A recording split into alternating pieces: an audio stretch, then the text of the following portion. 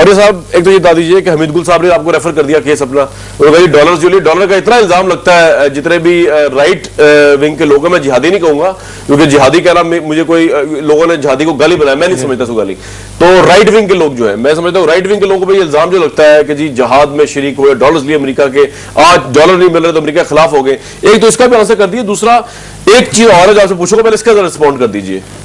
पहली बात तो यह है कि बुनियादी तौर पर एक इंटरनेशनल प्रिंसिपल है कि जहां पर भी एक मुल्क के अंदर लोग रहते हैं वहां अगर कोई ऑक्यूपेशन फोर्स आती है तो उनका बुनियादी फंडामेंटल राइट होता है उनके खिलाफ लड़ना, दुनिया में कहीं पर भी, खास रूस के खिलाफ, जहाद कह लें, जहां कहें कुछ कहें, पैसे वो जहां से मर्जी लें।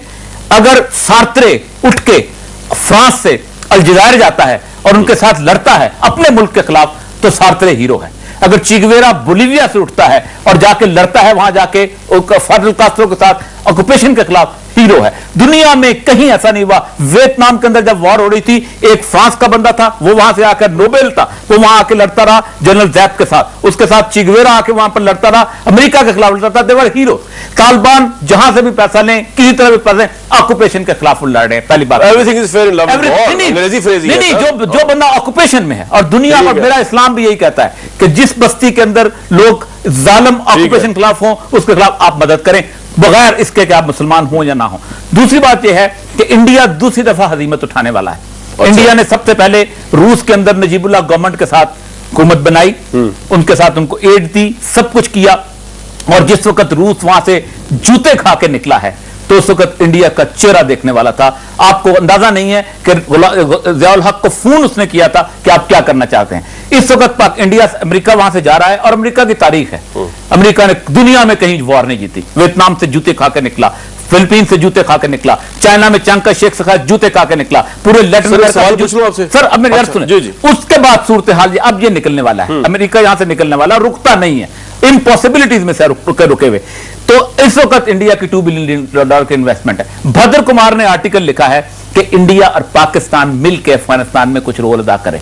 आप और उसका भद्र कुमार उनका मेन मैं सवाल पूछ लूं, जो पैनलिस्ट हमारे साथ मौजूद है इसलिए उनको कोट कर रहा हूं, उनका आर्टिकल है मारवी साहब, वो कहते हैं कि जी ये तालिबान को सपोर्ट करके पाकिस्तान ने एक्सट्रीमिज्म, फिरकाबाजी को पाकिस्तान में राइज किया, उससे बढ़ावा मिलता है, उससे इंक्रीज हुई है वो, और फिर हमने इन रिटर्न जो है तालिबान को सपोर्ट किया, तो हमने फिर तालिबान से ये भी किया कि लश्करे जंगवी वगैरह बना के पाकिस्तान के अंदर, पाकिस्तान से बाहर कश्मीर वगैरह में सब कुछ। पहली बात तो ये है, आप पूरे रीजन में देख लें कि हिंदुस्तान का एक रिकॉर्ड है, श्रीलंका में तमिल्स को सपोर्ट किया, ठीक है, 30 साल श्रीलंका लड़ा, इतना छोटा सा मुल्क, और जूते मार मार के उन्होंने इंडिया को वहां से निकाला, मारा, उन्होंने तबाह बर्बाद किया, पूरे श्रीलंका को तबाह किया, उसके बाद वहां से निकाला। आज वो खुश है। पाकिस्तान के अंदर 2001 से पहले ना फिरकावारियत इस तरह की थी, ना इस तरह के मामलात थे, ना शिद्दत पसंदी थी, ना दहशतगर्दी थी। जामिया हफ्सा का बेसिक वाकया हमने किया, उसके बाद सुसाइड बॉम्ब, पहला सुसाइड बॉम्ब पाकिस्तान के अंदर ड्रोन हमले के बाद हुआ है, फर्स्ट सुसाइड बॉम्ब। ठीक है, हमने उसको, मसला सारा यह है कि हम जब मसला ये रिएक्शन था, आज भी एक ही हल है कि आज तालिबान को अगर फीड मिलती है, वो जो नौजवान वहां जाता है सिर्फ इस बुनियाद पे जाता है कि मैं अमेरिका के खिलाफ जंग कर लूं। आप अमेरिका से ठीक है, और ये साहब कुछ कहना चाह रहे थे, मैंने ब्रेक ली थी। मैं तो कहना चाहता हूं कि जहालत का इस कदर राज है। अब मारवी शर्मा साहबा से पूछने ये कितनी दफा अफगानिस्तान गई हैं, इनको अफगानिस्तान के जोग्राफिया का पता क्या है, इनको ये पूछने, इनको फारसी आती है जो मैं ऊपर बोली जाती है, इनको पश्तो आती है, इनको अंदाजा है कि हज़ाराजात की ट्रेडिशनल फाइट क्या थी, इनको पता है कि पश्तूनों में सबसे बड़ा ट्राइब क्या है और कहां जाके वो खत्म होता है। यानी अमेरिकन के 4 अखबारों को उठा के और उसके ऊपर एनालिसिस बिल्टअप करना, मतलब ये है हमारा टोटल क्रक्स। मतलब यह है कि इन सारे लिबरल्स का मतलब यह है कि 1980 तक 88 तक ये लोग रूस के झंडे को उठाते थे और कहते रूस हार है और तब सब लोग गए, तुम्हारी दाढ़ियां शेव कर देंगे, ऐसी की तैसी।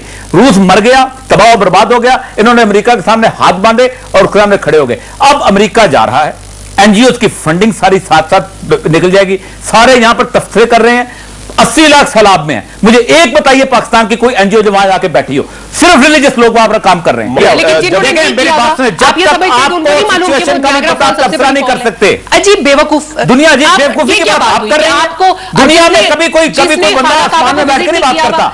दावा मानते हैं हम तो अल्लाह को मानते हैं, अल्लाह की बात करते हैं।